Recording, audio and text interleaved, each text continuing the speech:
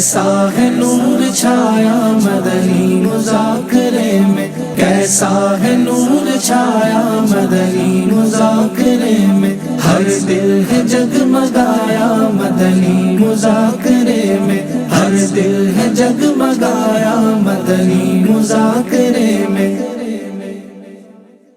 الحمدللہ رب العالمین والصلاة والسلام علی خاتم النبیین، اما بعد فاعوذ باللہ من الشیطان الرجیم، بسم اللہ الرحمن الرحیم، الصلاة والسلام علیک یا رسول اللہ،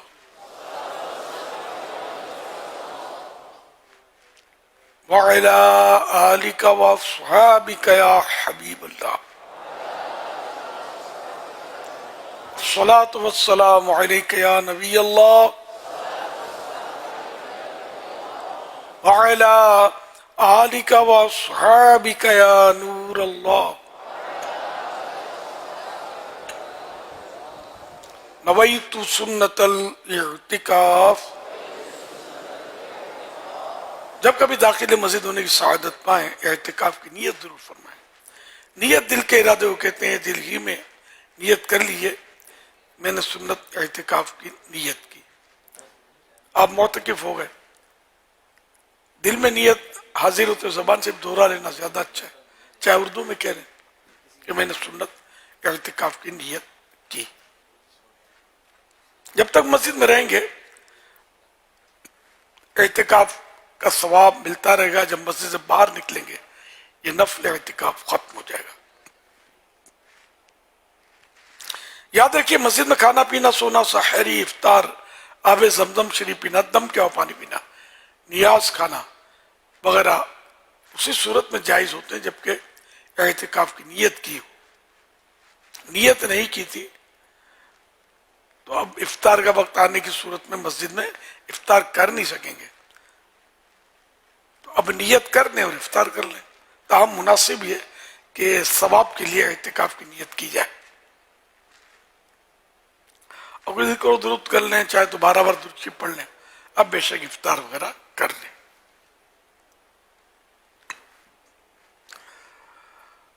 صلو علی الحبیب صلی اللہ علی محمد۔ 1446 ہجری کے ربیع الاول شریف کی آج 7ویں شب ہے۔ اس مناسبت سے رسالہ اربعین عطار قسط نمبر 2 سے فرمان آخری نبی صلی اللہ علیہ وسلم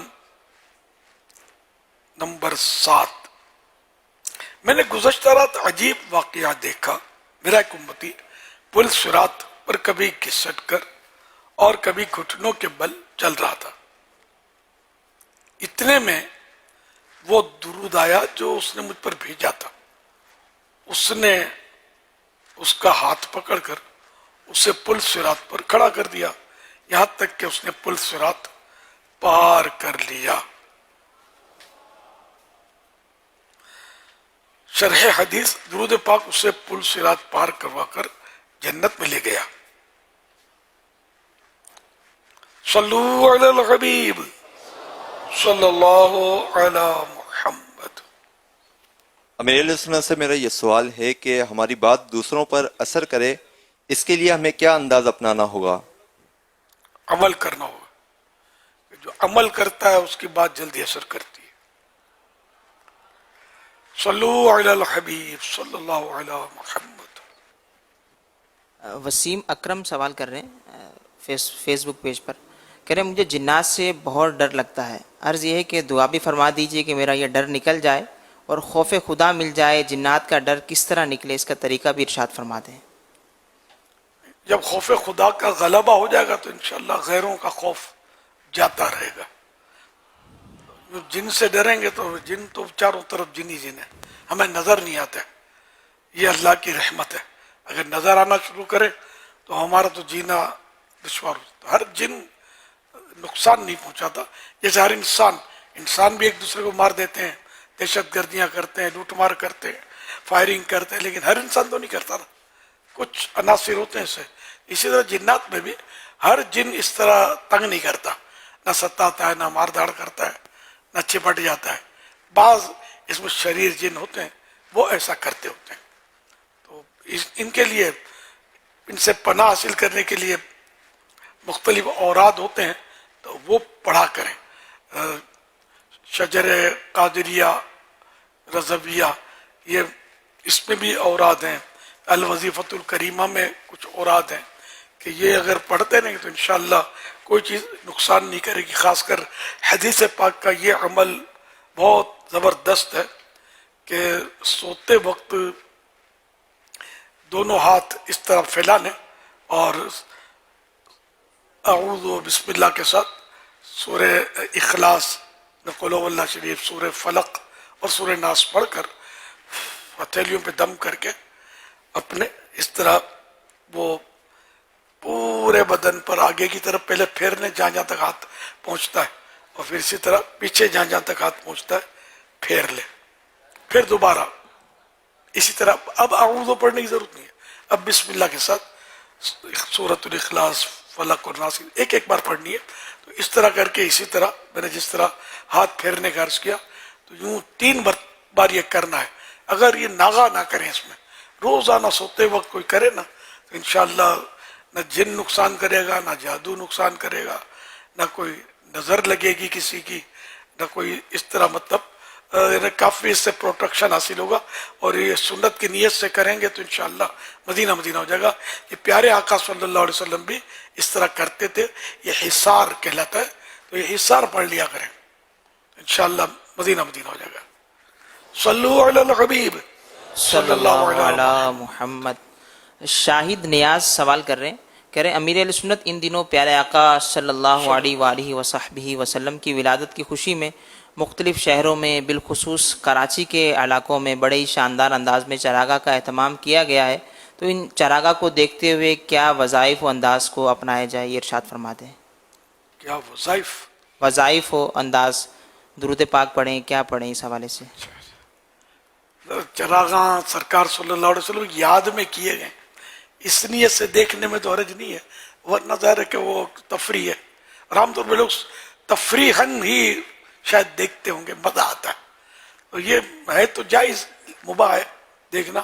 لیکن اگر یہ کہ سرکار کی محبت میں ڈوب کر دیکھے نا بندہ کہ پیارے آقا صلی اللہ علیہ وسلم کی کیا شان ہے، جدھر دیکھو چراغاں ہو رہا ہے، سبحان اللہ. تو محبت رسول میں ڈوب کر اور درود پاک پڑھتے ہوئے وہ اگر کی زیارت کریں گے تو انشاءاللہ ثواب بھی ملے گا، امید ہے انشاءاللہ. انما الاعمال بالنیات. صلو علی الحبیب صلی اللہ علی محمد. جب تلک یہ چاند تارے جھلملاتے جائیں گے، تب تلک جشن ولادت ہم مناتے جائیں گے. یا رسول اللہ، یا حبیب اللہ، تم کرو جشن ولادت کی خوشی میں روشنی. وہ تمہاری گورے تیرا جگمگاتے جائیں گے. میلاد النبی شب چراغاں کر کے غم قبر نور مصطفیٰ سے جگمگاتے جائیں گے. یا رسول اللہ، یا حبیب اللہ. محمد ادیب اتاری، جامعۃ المدینہ بھمبرا کشمیر سے عرض گزار ہوں. سیدی امیر سنت کی بارگاہ میں یہ سوال عرض ہے کہ فرض نماز کے بعد کیا سنت غیر موقدہ پڑھ سکتے ہیں؟ پڑھنا منع نہیں ہے، لیکن جو سنت غیر موقدہ فوت ہو گئی نا، اب وہ ثواب نہیں پا سکتے، وہ نکل گئی. وہ فرضوں سے پہلے ہی پڑھنے کا اس کا وقت تھا، اور عصر کے بعد تو پڑھ ہی نہیں سکتے. عشاء کے بعد پڑھ سکتے ہیں، عشاء کی سنت غیر موقدہ. صلو علی الحبیب صلی اللہ علی محمد.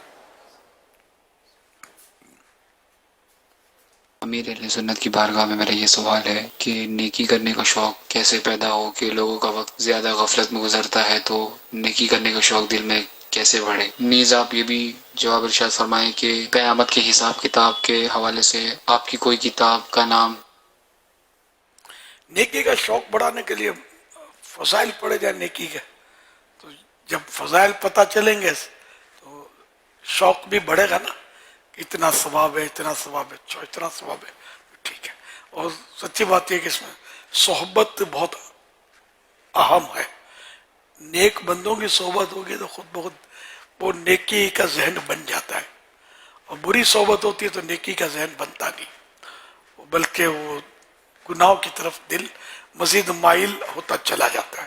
تو صحبت اچھوں کی اختیار کی جائے، عاشقان رسول کی صحبت اختیار کریں، دعوت اسلامی کے اجتماعات اٹینڈ کریں، مدنی قافلوں کے مسافر بنیں، نیک اعمال کے مطابق یعنی کہ زندگی گزاریں. جو رسالہ ہے مکتبۃ المدینہ کا، اس کے خانے پر کریں، اور ہر مہینے پہلی تاریخ اپنے ذمہ دار کو جمع کروائیں.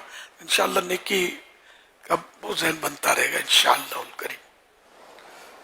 اور دوسرا بھی کچھ حصہ تھا.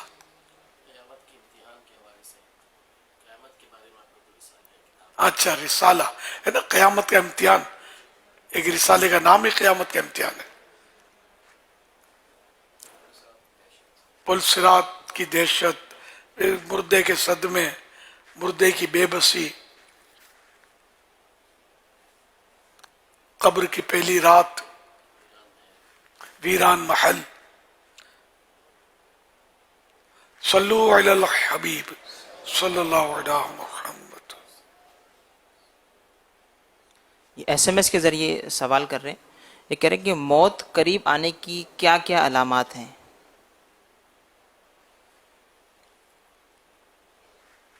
نزاع جب طاری ہوتی ہے تو وہ جس پر طاری ہے تو اس پر مطلب ہے کہ وہ عالم بالا منکشف ہوتے ہیں، فرشتے نظر آتے ہیں. یہ مطلب یہ اس وہی جانتا ہے کہ مجھ پر نزاع ہے.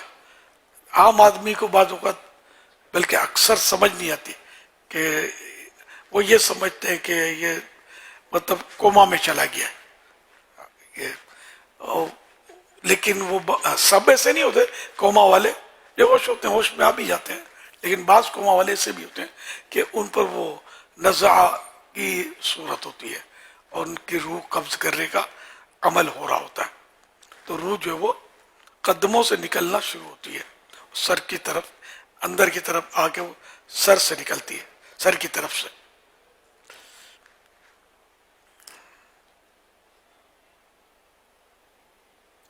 صلو علی الحبیب صلی اللہ علیہ محمد. میرا نام فیض فرید ہے، پاک وطن شریف سے میں بات کر رہا ہوں. ایک سال میں کتنے روزے رکھنا چاہیے؟ بالیاز قاضی صاحب کو صحت اور عمر و تندرستی عطا فرمائے. روزوں کا سال میں کتنے روزے رکھنے چاہیے یہ پوچھا. یہ ہے کہ وہ رمضان شریف ہے تو پورے مہینے کے فرض ہوتے ہیں روزے تو رکھنے ہی رکھنے. نفلوں میں کچھ نفلی روزے ایسے کہ جو منسوخ سے حدیثوں میں جن کے فضائل آئے ہیں، جیسے شوال کے 6 روزے یہ رکھ لیے جائیں، اور ایام 20 کے روزوں کی بھی فضیلت حدیثوں میں ہے، تو وہ مہینے کے 3 روزے ہیں. بہتر یہ کہ 12 13 14 13 14 15 تاریخ چاند کیا، 13 14 15 تاریخ کو رکھے جائیں ہر مہینے. اور پیر شریف کا بھی سنت ہے، جمعرات کا بھی سنت سے ثابت، اور اس طرح کے مطلب 15 شعبان، 27 رجب، 10 محرم شریف، اس میں 10 11 یا 9 10 کا روزہ رکھ لیا جائے. اس طرح مطلب ہے کہ یہ روزے رکھیں چاہیں تو مطلب یہ بھی صورت روزوں کی کہ افضل روزے صوم داؤدی، کہ ایک دن روزہ رکھے ایک دن نہ رکھے.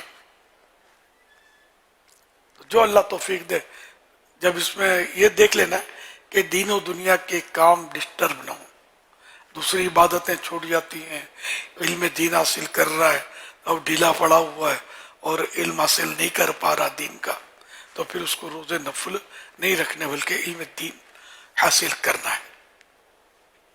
اس طرح دیگر عبادات میں مطلب کٹوتی ہو جاتی ہے اور سست پڑا رہتا ہے، تو وہ عبادت دیکھی جائے گی کہ اس کی کتنی مطلب ہے کہ وہ اہم ہے، یہ دیکھنا ہوگا، تو پھر اس کا بھی خیال رکھنا ہوگا۔ تو نفل روزے اس صورت میں بندہ رکھے کہ اس کے دین و دنیا کے کام جو ڈسٹرب نہ ہو، حشاش وشار رہے، برداشت کرتا رہے، جھگڑے بھی نہ کرے، سمجھے، فریش رہے۔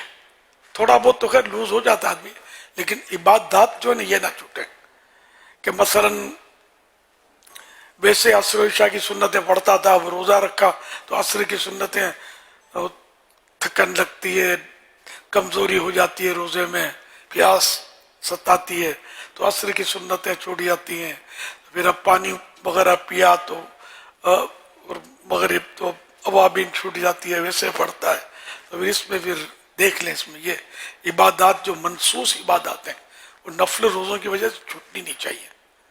سارا سال روزے رکھنے کی بھی جو ہے نا، میں بھی یہ میں نے پڑھا ہے میں نے کہ اس طرح جو عبادات جو ہے نا یہ نہ چھوٹے، تب وہ سارا سال روزہ رکھے۔ تو نفل روزہ اپنی جگہ پر فضیلت والا ہے، لیکن دیگر عبادات کی بھی تو فضائل ہیں۔ صلو علی الحبیب صلی اللہ علیہ محمد، منسوس وہ جس جو قرآن و حدیث سے ثابت ہو نا اس کو منسوس کہتے ہیں۔ تو یہ منسوس عبادات، جیسے میں نے کچھ نوافل کا تذکرہ، نفل روزوں کا تذکرہ کیا، نفلوں کا بھی تذکرہ کیا، وہ بھی منسوس، اشراق چاشت یہ بھی منسوس، سنت غیر موقدہ یہ منسوس، یہ تو ہمارے یہاں ہماری ڈکشنری میں ہے ہی نہیں پڑھنے کا، ایک تعداد ہے جو یہ سمجھتے کہ نہیں یہ اہم ہے، ظاہر ہے اس کے اپنے فضائل ہیں، اللہ نصیب کرے ہم کو حرص عطا فرمائے۔ آپ نے جو پچھلے دنوں ریاکاری پر بیان ہاں، فرمایا، اور نفل روزے کی وجہ سے اگر نوکری میں جو درمیانے درجے کا کام کرنا ہے وہ اگر کام نہیں ہو پاتا تو مطلب یہ کہ کٹوتی کروانی پڑے گی، اور مطلب یہ کہ پھر سیٹ بھی ناراض ہوگا۔ ہاں، سیٹ اگر اجازت دیتا ہے کہ ٹھیک ہے روزہ رکھو، پڑے رہو، میں ہوں نا تنخواہ دیتا رہوں گا، تو وہ ایک الگ صورت ہے، لیکن ایسا عام طور پہ ہوتا نہیں ہے۔ اور جہاں تک رہا وہ وقف کی سروس جو ہوتی ہے، مسجد کی سروس یا اپنے مدرسے کی سروس وغیرہ جو وقف کی ہو، تو اس میں اگر سستی ہوتی ہے روزوں کی وجہ سے اور کام ڈسٹرب ہوتا تو پھر تو اس کی تو کوئی اجازت بھی نہیں دے سکتا، پھر نفل روزے نہ رکھے۔ اپنے جو روزے اور عبادات کے تعلق سے ابھی جو بیان فرمایا، اللہ توفیق دے رکھنا اور کرنا نصیب فرمائے۔ جیسے پچھلے دنوں ریاکاری پر کافی ڈیٹیل میں ماشاءاللہ باتیں ہوئی، اور اب تک آپ دیکھ رہے ہوں گے کہ ریاکاری کے تعلق سے کچھ نہ کچھ تاثرات، ایسا لگتا ہے کہ شاید بعضوں نے اس کو ذہن پہ لیا ہے۔ تو اب اس معاملے میں حب جا سے کیسے بچے گا بندہ، روزانہ روزہ رکھنے والا اور اس طرح اپنے آپ کو عبادت کی طرف لانے والا؟ کیونکہ آپ کہتے ہیں کہ حب جا یہ ریاکاری کا مین انٹرنس ہے۔ اب یہ روزہ رکھے، اور وہ تو سستی جو آپ فرما رہے ہو اپنی جگہ پر بہت اہم گفتگو ہے، لیکن یہاں جو حب جا جاتی ہے شہرت، اور اس میں کیسے مبتلا بندہ ہو کیسے جاتا ہے، نمبر ایک، اور اس کے ابتلا میں نقصان کیا ہے، نمبر دو، اور اس کے ابتلا سے خود کو بچائے کیسے جا کے اس میں مبتلا ہونے سے، یہ تین اگر باتیں واضح ہو جائیں۔ حضرت شیخ داؤد طائی رحمۃ اللہ علیہ بہت بڑے ولی اللہ گزرے، اور امام اعظم رحمۃ اللہ علیہ کے دور کے تھے، شاگرد تھے آپ کے، تو کم از کم تبع تابعی تو تھے۔ امام اعظم ابو حنیفہ تابعی بزرگ تھے۔ یہ تابعی کیا ہوتا ہے، تبع تابعی کیا ہوتا ہے، یہ بھی وہ صحابی وہ ہوتا ہے کہ جو پیارے آقا صلی اللہ علیہ وسلم کو ایمان کی نظر سے ظاہری زندگی میں ایمان کی نظر سے دیکھ لے، یا ایک لمحے کی چاہے صحبت اس کو مل جائے اور ایمان پر رخصت ہو، تو وہ صحابی. اور جو تابعی، وہ کہ جو کسی صحابی کی چاہے ایک لمحے کی صحبت اختیار کر لے مسلمان ایمان کی حالت میں، اور دنیا سے ایمان کی حالت پر رخصت ہو، تو وہ تابعی. اسی پر تبع تابعی، یہ تین جو ہے نا، یہ قرون ثلاثہ کہلاتے ہیں. یہ بڑے سنہری ادوار تھے، بڑے سنہری دور تھے، اور ان میں نیکیاں بہت تھی اور فاسقین کی تعداد کم تھی. یہ تابعین تبع تابعین میں صحابی تو سارے عادل تھے، کوئی بھی فاسق نہیں تھا ان میں، سب عادل تھے، سب نیک پرہیزگار، اور ہر صحابی نبی جنتی ہے نا. ان کا تو معاملہ ہی دوسرا ہے. لیکن تابعین میں ایسا نہیں ہے، سمجھے. ان میں گناہوں کی بھی صورتیں تھیں مطلب، لیکن کم، آج کل کے دور کی طرح نہیں تھے. اور تبع تابعین میں پھر ان سے تھوڑا اور کمی آئی تھی، تو پھر بھی ان میں بھی نیکوں کی تعداد کافی تھی. بہت اچھا دور تھا وہ بھی. اور اس کے بعد جو مطلب دوری آتی گئی سرکار صلی اللہ علیہ وسلم کے ظاہری دور سے، تو مطلب خرابیاں بڑھتی چلی گئیں. اور اب ہم کافی دور ہو چکے ہیں اس زمانے سے، تو یوں خرابیوں کا بھی سلسلہ اب دیکھ ہی رہے کہ صورتحال کیا ہے. مسجدیں خالی پڑی ہیں اور لوگ داڑھی بھی نہیں رکھنے کے لیے تیار. حالانکہ صحابہ کرام تو سارے کے سارے 100% داڑھی والے تھے. اب جن کی داڑھی قدرتی نہیں نکلی وہ اور چیز ہے، لیکن یوں سب کے سب داڑھی والے تھے. تابعین تبع تابعین کے دور میں بھی شاید کوئی داڑھی منڈاتا ہو، داڑھی کا ماشاءاللہ دور دورہ تھا. لیکن اب داڑھی والے پر لوگ آنکھیں نکالتے ہیں. عجیب دور آ گیا. سنتوں والا لباس اب کوئی پہنے تو وہ عجوبہ لگتا ہے لوگوں کو. تو بہت نازک دور آ گیا. تو اس میں دامن، اس نازک دور میں اپنا دامن بچا کر چلنا ہے. میں آپ کو یہی مشورہ دوں گا کہ دعوت اسلامی کا ماحول اپنا لیں، اور کوئی اس پہ پائی پیسہ، ممبر فیس کچھ بھی نہیں ہے. تو انشاءاللہ اس میں آپ کی بگڑی بنتی رہے گی، اور عقیدے کا، ایمان کا بھی تحفظ ہوگا. نیکیوں کی طرف بھی انشاءاللہ رغبت ملتی رہے گی انشاءاللہ. تو یوں حب جہاد میں پڑھنے کا وہ روزوں سے سلسلہ چلا تھا غالباً، ہے نا. تو حب جہاد میں تو مطلب یہ کہ چاہے روزے رکھے یا نہ رکھے، ہر فرد نہیں مگر تقریباً حب جہاد تو بندہ بچتا بہت مشکل ہے. یوں کہہ سکتے ہیں کہ ایک دن کا بچہ بھی حب جہاد میں مبتلا ہو جاتا ہے. یہ مطلب جیسے مہندی لگائیں گی بچیاں تو آپ کو یوں دکھائیں گی. پہلے تو ڈر گئی ہیں، ان کی امیاں مطلب سکھا کے بھیجتی ہوں گی شاید، تو وہ کچھ پھول وول پہن کر آتی ہے تو یوں رکھتی تھی، یہ اسکرین پہ آئے سب دیکھیں. اور کیا مقصد ہوتا ہوگا. جب میں نے کچھ مدنی پھول دینے شروع کیا تو اب مطلب کچھ لگتا ہے کہ سمجھ آئی، یا ویسے ہی کہ اب ڈر لگتا ہے کہ پھر کچھ ٹوکا جائے گا. تو اللہ بہتر جانے. بچے بھی اس میں مبتلا ہوتے ہیں، بڑے بھی مبتلا ہوتے ہیں. سب کو واہ واہ تعریف تقریباً سبھی کی خواہش ہوتی ہے کہ ہو. یہ نہیں ہونی چاہیے. اور یہ بہت بڑی بات ہے کہ کسی کو یہ مذموم صفت سے نجات مل جائے. تو ویسے حب جاہ ہے خطرناک.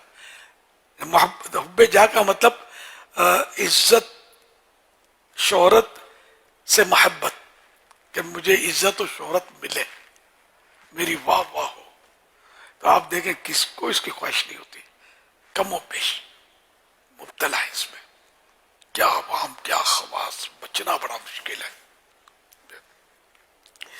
تو حدیث پاک میں کہ دو بھوکے بھیڑیے بکریوں کے ریوڑ میں اتنی تباہی نہیں مچاتے جتنی تباہی ایک مسلمان کے ایمان میں حب جاہ و مال مچاتے ہیں.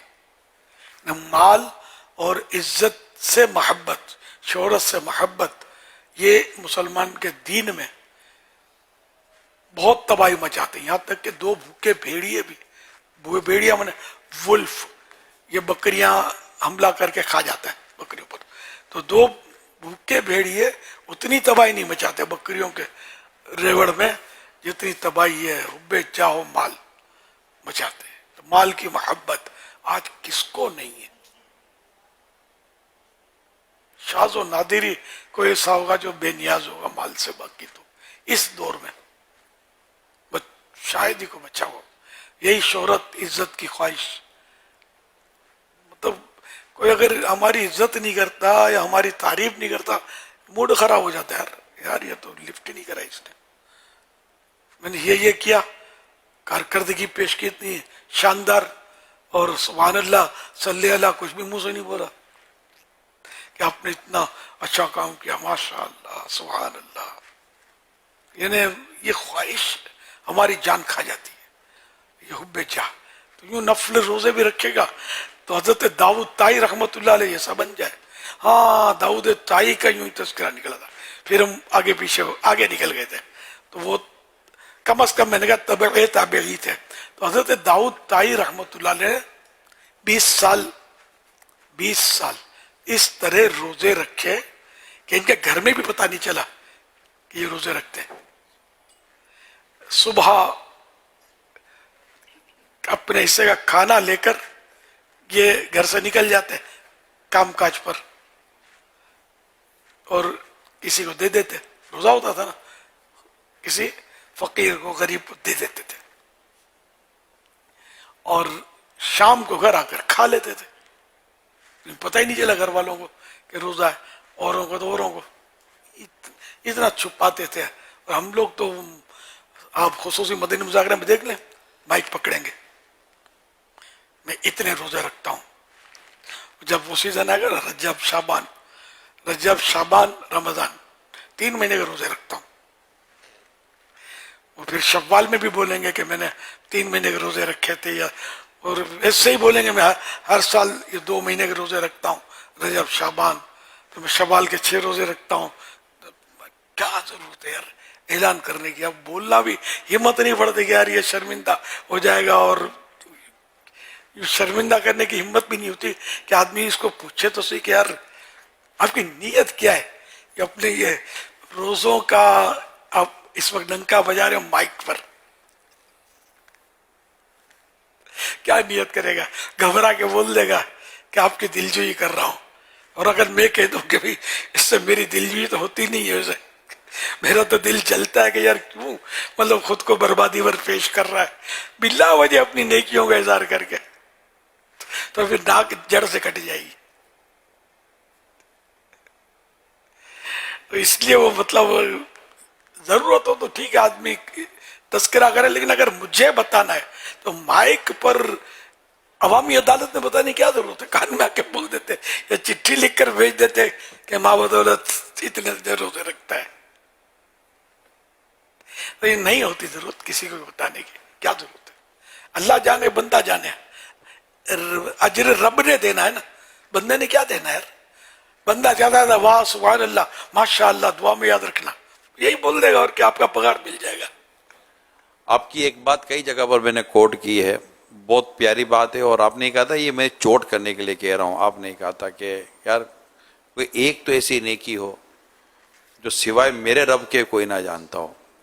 اور آپ نے یہ فرمائی ایک نیکی تو میں چوٹ کرنے کے لیے کہہ رہا ہوں کہ کم از کم کوئی ایک ہی ایسی نیکی ہو.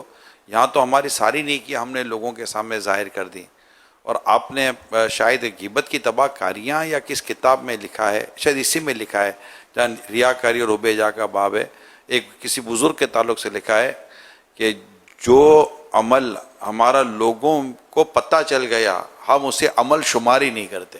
قال ابن سفیان ثوری رحمۃ اللہ کمال ہے علیہ. یہ. میں اسی کو سوچ رہا تھا کہ جب کوئی نیکی ان کی ظاہر ہو جاتی تھی نا عمل کسی پر، تو اس کو یہ کل عدم سمجھتے تھے اللہ پاک کہ یہ میرے ہے ہی نہیں.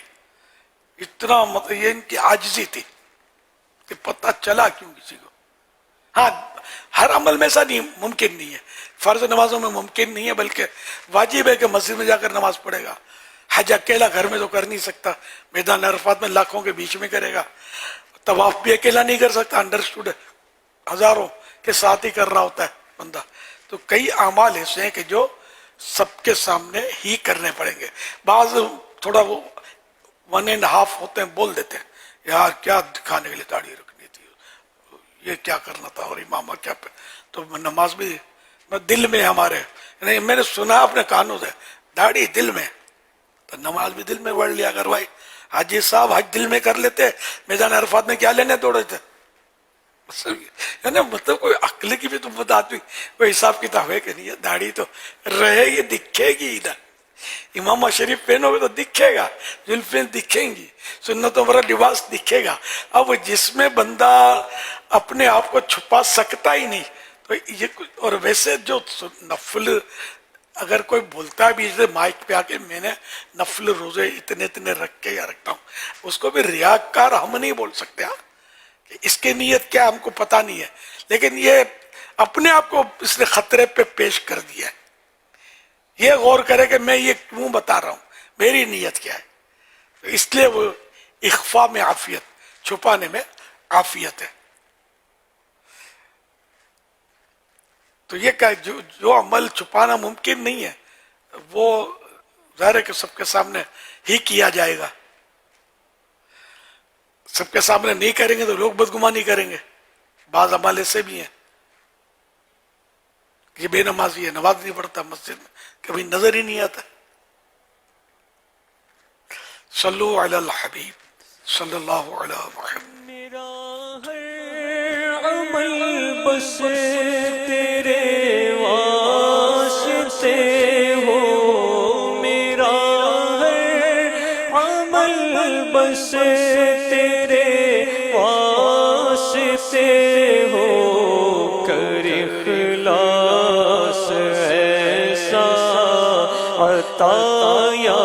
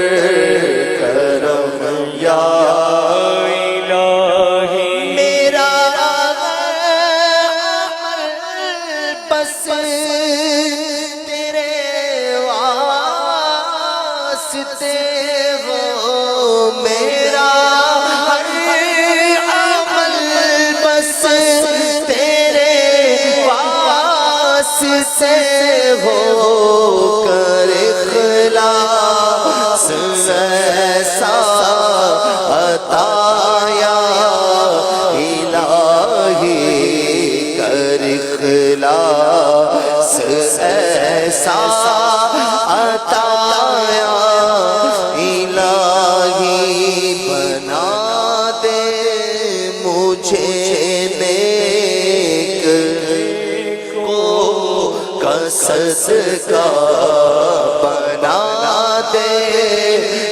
مجھے نیک نیکو قصد کا گناہوں سے ہر دم بچایا الہی تو اپنے